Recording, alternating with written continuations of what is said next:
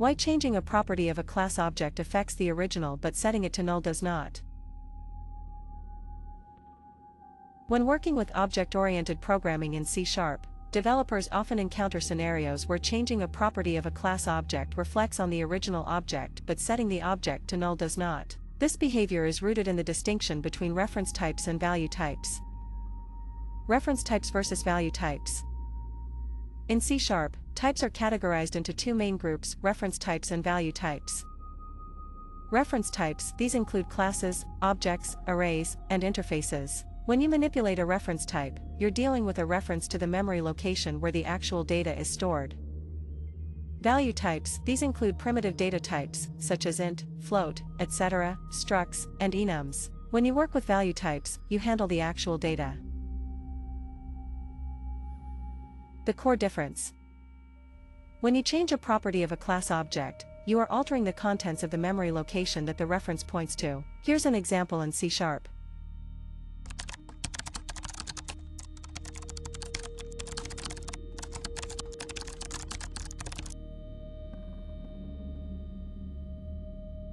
In this example, person1 and person2 are references to the same memory location. Changing the name property via person2 will affect person1 because they both point to the same object in memory. Conversely, setting an object to null does not impact the objects it references, it merely changes the reference itself. Here's an example.